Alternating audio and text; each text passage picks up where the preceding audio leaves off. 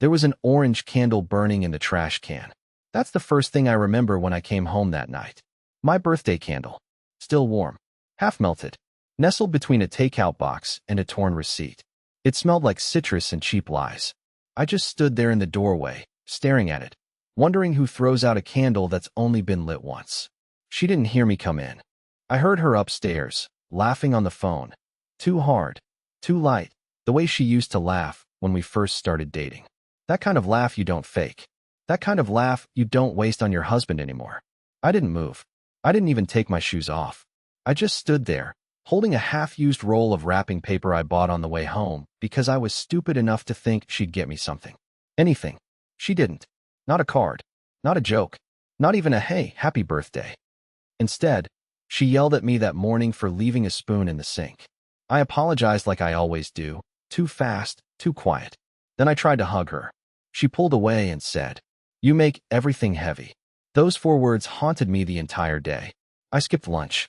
My hands were shaking so badly at the bakery, I nearly dropped the cake. I chose one with raspberry filling because she once said that was her favorite, but that was 2 years ago, and maybe things like that expire without you noticing. The cake's still in the fridge. Untouched. Like me. She came downstairs around midnight. Hair messy.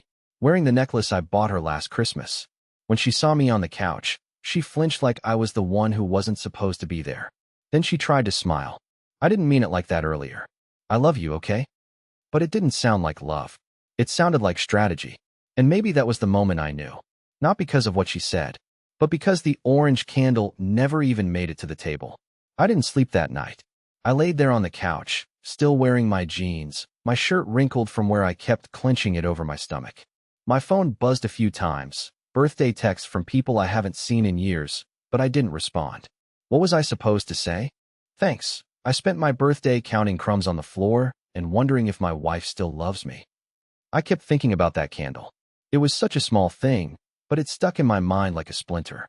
I bought it 2 days before, spent way too long choosing between lemon zest and blood orange. It had a little label that said hand-poured hope, and I actually smiled at that in the store, like an idiot. I imagined us lighting it after dinner, maybe even kissing next to it. I imagined peace. I imagined us. Instead, it was in the trash before she even said good morning. The next morning, she acted normal. Too normal. She made toast. She played music while getting dressed. She asked if I could drop off her package at the post office like nothing happened. Not one mention of yesterday. No apology. No cake. No kiss. But she smiled when I handed her the coffee I made. A little too brightly. It felt like someone smiling in a hostage video. That's when I noticed her phone. Normally, she leaves it face down. Always. I've never asked why. I guess I didn't want to be that guy. But that morning, she left it face up, screen unlocked, messages open. As if to say, see? I'm not hiding anything. But I didn't look at the messages. Not because I trusted her. Because I didn't trust myself. I knew, deep down, that once I started doubting her, it would never stop. The dam would break. I'd start noticing things I used to ignore. Her late nights, the changes in her makeup, how she suddenly never let me touch her laptop. All the things I convinced myself were just phases, or she stressed. That morning, I sat in my car outside the post office, holding her package in my lap, trying to remember the last time she touched me without obligation. The last time she chose me. The last time her eyes lit up when I walked into a room. I couldn't. What I could remember, though, was the way she looked at me the night before. Not lovingly. Not apologetically. More like she was calculating something. Like she was watching me watch her. And it hit me. She wasn't sorry about the candle. She wasn't sorry about the screaming. She was only sorry she might have pushed too far. That maybe I'd finally noticed. She was managing me, and I was letting her. That night, I made a decision. I was going to find out the truth. Even if it broke me. Even if it made me wish I never lit that damn candle in the first place. I don't know what part of me thought it would feel good. To finally stop pretending. To finally start digging. I thought maybe it'd feel like taking back control. Like reclaiming something. But it didn't. It felt like trespassing in my own life. I started with small things. Innocent things. Her calendar on the fridge. Her errands list. It didn't match. There were days she said she had therapy, but the sticky note was still on Wednesday, her usual slot, and I remembered her saying the doctor was out of town that week. A slip? Maybe. But I wrote it down anyway. Then I checked her laptop. I've never done that before. And no, before you ask, I didn't snoop through private messages or photos. I just wanted signs. Something. Anything that would prove I was wrong. That I was being paranoid. That the candle meant nothing. That I wasn't spiraling again like last year. She'd recently changed her passwords. All of them. When I asked why, she said, "It's good practice. I use the same ones everywhere." I nodded like it made sense. But it didn't. We were married. She used to laugh that I knew her passcode better than she did. That night, she told me she was meeting her coworker Mindy for dinner. A last-minute plan. I offered to pick her up after, but she waved it off. "You don't need to do that. It'll be late." It was already dark when she left.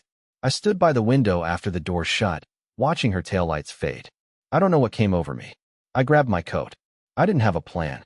Just this horrible feeling like if I didn't go, I'd miss something I couldn't afford to miss.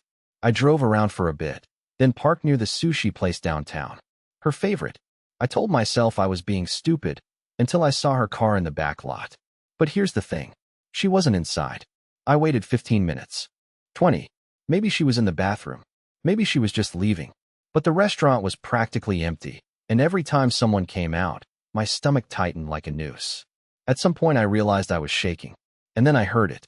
A sound I shouldn't have heard. I was walking past the alley behind the building, trying to get a better look through the back glass, when I heard her laugh. Her laugh. That laugh she hadn't used around me in months. I froze. Pressed myself against the wall like some creep. I didn't want to see her. I didn't want to catch her. I didn't want to know. But I knew anyway. The silhouette was unmistakable. She was leaning in toward someone, close. Too close. I couldn't see his face. Just his hand on her back, and her hand on his wrist like it belonged there. She never touches me like that anymore. I didn't say anything. I didn't cry. I didn't even move. I just stood there while my ears burned and my chest caved in. It's a weird thing, realizing your life just split in two. There's the version you lived in, the one you were desperately trying to fix, and then there's this. The one where she's not yours anymore. Maybe she never was. I didn't confront her that night. I couldn't. By the time I got home, my hands were cold and numb from gripping the steering wheel. I sat in the driveway for 20 minutes, staring at the porch light she left on, telling myself 100 things that might make it okay. Maybe it was a coworker. Maybe it was just a weird angle. Maybe I imagined the way her hand slid up his arm. Maybe I imagined everything. I walked inside like nothing happened. She came home an hour later, smiling, a little too flushed. She kissed me on the cheek, which she hasn't done in weeks. She smelled like sake and something citrusy that wasn't hers. I asked how dinner was. She said it was just okay. She didn't mention sushi. She didn't mention Mindy. She didn't even ask how my night was. The next morning, I made her breakfast. Not out of kindness. Not because I wanted to fix anything. I just wanted to watch her lie again. Up close. With butter on her toast. She sat across from me in her favorite hoodie. The one I got her on our 3rd anniversary. The one that's so worn the cuffs are shredded. She never wears it anymore, but she did today. It felt strategic. Like she wanted me to feel something. Like she was camouflaging. While she ate, I asked casual questions. "How's Mindy's new apartment?" She blinked. "Oh, she didn't move yet." Wrong. 2 weeks ago, she said Mindy was already in the new place. I nodded. Jotted it down in my head like I was taking inventory of a crime scene. She told me she had a long day ahead. Meetings. A last-minute budget review. She looked tired, like she hadn't slept well. Maybe guilt is heavier than it looks. I followed her routine like I was studying a stranger. The way she tied her hair up without using a mirror. The way she double-checked her bag but didn't take her laptop. The way she lingered by the door before leaving, like she was waiting for me to say something. Anything. So she could pretend she wasn't hiding what she was hiding. But I didn't give her that out. I just smiled and said, "Drive safe." Then I watched her leave through the upstairs window. And the second her car turned the corner, I went back downstairs, opened her laptop, and plugged in the backup drive she forgot I even had access to. It was buried under 4 nested folders. One of them was labeled with an old nickname I haven't heard in over a year. Inside, I found screenshots, chats, voice memos, Dropbox links. Nothing explicit. Nothing that would get flagged or posted on some revenge thread. But enough. Enough to know there were weekends she told me she was visiting her mom and she never even left the city. Enough to know she once sent him a photo in my hoodie, the same one she wore this morning. Enough to read the sentence that made my ears go hot. He still thinks I'm just burned out. I feel bad sometimes, but not enough to stop. That was dated 2 weeks ago. 2 weeks. I stared at that line for a full hour. I don't know why I didn't scream, or punch a wall, or throw her stuff out the window like some broken sitcom character. Instead, I did something worse. I baked her a cake, the same one I made on my birthday, and I left it in the fridge.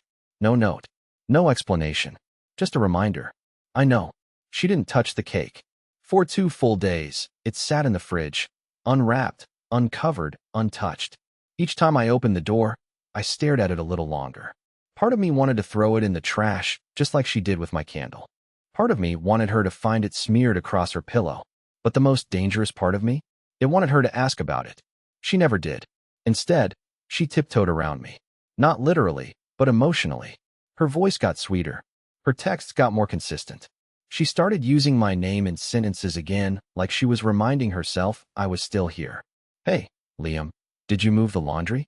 Liam, can you grab oat milk if you're near the store? It was almost impressive how quickly she pivoted. Like she'd flipped some internal switch labeled, reconnect with husband, emergency mode. She even offered to cook dinner one night. Homemade risotto, which she hates making. I said yes. I watched her chop onions with a little too much enthusiasm. She hummed while stirring, stole little bites from the spoon, told me about a funny thing her boss said at work. I smiled. I nodded. I told her it smelled amazing. But all I could think about was how she used that same exact tone in the voice memo she sent him. He's so sweet sometimes. It kills me. That line had played on loop in my head like a curse. I wasn't angry. Not in the classic way. I wasn't picturing revenge or screaming matches or some messy breakup. No, I wanted her to feel it. The rot, the waiting, the slow disintegration of trust she swore was still there. So I gave her silence. Just enough warmth to keep her guessing. Just enough eye contact to stop her from asking questions. The next morning, I changed my work schedule without telling her. I used to start at 8 a.m. That day, I left at 5 o'clock. Came home at 11 o'clock. Didn't say where I was. Didn't answer texts. She called me 3 times. I let them ring out.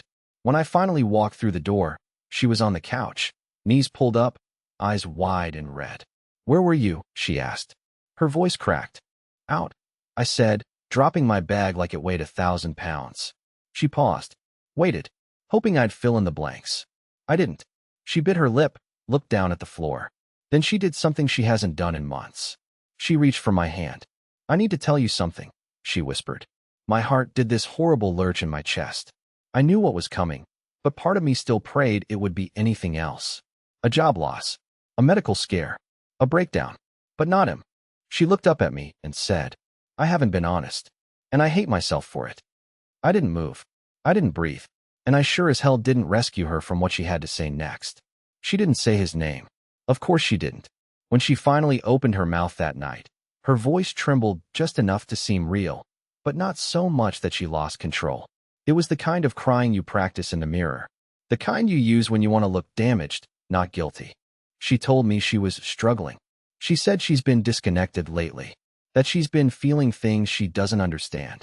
She said she might have overshared with someone at work. Overshared, like infidelity, is a clerical error. I just listened. I said nothing. She took that as permission to keep going. She told me it never crossed a line, that it was emotional, that it wasn't real, that she's been scared to hurt me and didn't want to lose what we had. I watched her cry while describing everything except the things she actually did. She talked about almost things, almost drinks, almost touches, almost mistakes, and it was all perfectly packaged, like a PR statement written in the mirror. The timing, the tone, even the pacing between words felt rehearsed, polished. She never mentioned the hotel receipt I found in her deleted photos. She never mentioned the 3 missed calls from him that came while we were at dinner with my parents. She never mentioned the necklace she told me was a gift from her sister that I now know came from his Venmo. Instead, she gave me a controlled burn, a little emotional arson, just enough damage to feel authentic, but not enough to destroy the house. I nodded through it. I even took her hand halfway through, not because I forgave her, but because I needed to see what she would do next. She gripped my fingers like a lifeline, and then she said the words that broke something loose in me. I told you because I love you. You deserve honesty. Honesty. She said that with wet cheeks and wide eyes and a voice so small it could have fit in a matchbox. And for one sick moment, I wondered if she believed it. If maybe, in her version of the story, she really was being brave. I leaned forward, tucked her hair behind her ear like I used to when we first moved in together, and whispered, "Thank you for telling me." She cried harder. I held her, and while she wept into my shoulder, I stared at the wall behind her and thought, this is worse than cheating. This is performance. This is control. This is the slow, rotting death of accountability, dressed up as vulnerability. I stayed silent because I needed more. Not from her. From me. Because if I was really going to leave, I wanted to burn the whole illusion with me when I went. After her confession, things got better. Not better in the real sense, of course. Not in the us sense. Just better in the way surface tension smooths over boiling water. From the outside, we looked like a marriage reborn. She touched my arm when she passed, sent me memes during the day, laughed when I made dumb jokes. I started getting good morning texts again, even when we woke up in the same bed. She thought the worst was over. She thought I believed her. She thought I forgave her. And so, for the first time in months, she relaxed. But I didn't. I watched. Every blink. Every hesitation. Every fake laugh. Every just running late again text. I cataloged it all like a naturalist documenting a predator in the wild. Not out of cruelty, but clarity. I had to know how deep the deception ran before I could cut the cord without looking back. So I leaned in. I planned date nights. I massaged her shoulders in the kitchen while she cooked. I complimented her earrings, his earrings. She lit up every time. Her shoulders loosened. Her voice softened. She started telling her friends how we're doing so much better. I even heard her say the word healing on the phone. That almost made me laugh. She was healing from the weight of her own guilt by transferring it to me. And I let her. Because the only thing more satisfying than catching a lie is watching a liar think they got away with it. Then came the second candle. She bought it herself this time. Peach and cedar. Not my favorite, but she claimed it reminded her of us. She lit it during dinner, smiling like a kid trying to cover up broken glass with a rug. "Do you remember the one I threw away?" she asked softly. "On your birthday?" I felt awful about that. I nodded. "You were stressed," I said. I didn't take it personally. She reached across the table and squeezed my hand. Her eyes went glassy. She whispered, "I'm lucky you stayed." And for the first time in a very long time, I lied out loud. Me too. That night, while she showered, I opened her laptop again. Not to find anything new. I already had everything I needed. I opened it because I wanted to sit with the feeling. That bitter, rotting mix of clarity and surrender. I found the folder again. The one labeled with her old nickname for herself. Birdie. There was a new file. A note. It was a draft email. Never sent. Just a few sentences. I think he knows. He's been too quiet lately. If he asks, I'll tell him you're just a friend. Please delete our photos. She wrote that yesterday. So she knew. Or at least suspected. And still, she lit a candle at dinner. She tried to restart what she already ruined. That's when I realized something terrifying. This wasn't about love anymore. Or guilt. Or survival. This was about image. She wanted to preserve the version of us she showed the world. Even if it meant dragging a corpse of a relationship behind her, week after week, pretending it could still breathe. And me? I was done being her puppet. But I wasn't done playing. Not yet. The morning I left, I made her coffee. Just like I used to. Half a sugar. Splash of oat milk. The same chipped mug with the little fox on it. The one we got at that flea market in Asheville. I set it down gently next to her planner, kissed her temple, and said, "I'll be out most of the day. Don't wait up." She smiled. And for a second, I wanted to stay. Not because I believed in her, but because I still believed in what we were supposed to be. But I didn't stay, because what we were had already collapsed, and I was the only one standing in the rubble trying to decorate it like a home. I didn't pack much. A few shirts. My hard drives. My passport. I left the framed photo of us at the lake. The one where we looked happiest. I think I left it on purpose, just so she'd be the one to look at it and wonder if any of it had ever been real. I wrote her a letter. Not dramatic. Not cruel. Just final. I know more than you think. I stayed longer than I should have. I loved you fully. I still do, in a way I don't want back. But I can't live in half-truths and staged healing. And you can't keep pretending I'm someone you want when you already chose someone else, even if you never said it out loud. I forgive you. Please don't contact me. Be well. I signed my name. Not Love Liam. Just Liam. And then I walked out. I didn't cry. Not right away. I drove for hours, past the edge of the city, past the places we used to go, past every ghost memory that had been keeping me captive. And somewhere on a quiet road lined with trees and fading light, I finally exhaled. It wasn't dramatic. There was no music swelling, no rain hitting the windshield. Just breath. Just air returning to lungs that had been holding shame and silence for too long. In the weeks that followed, I got an apartment by the coast. Tiny, quiet, perfect. I started walking again. I bought groceries I liked. I sat in silence without feeling judged for it. I started painting again, something I hadn't done since college. I even got a dog. Her name's Olive. She hates leashes and loves mango. I didn't tell anyone about the real reason I left. Not at first. I didn't need to. I wasn't escaping her anymore. I was choosing me. For the first time in years, I wake up without wondering if I did something wrong in my sleep. And when I light a candle now, it stays lit.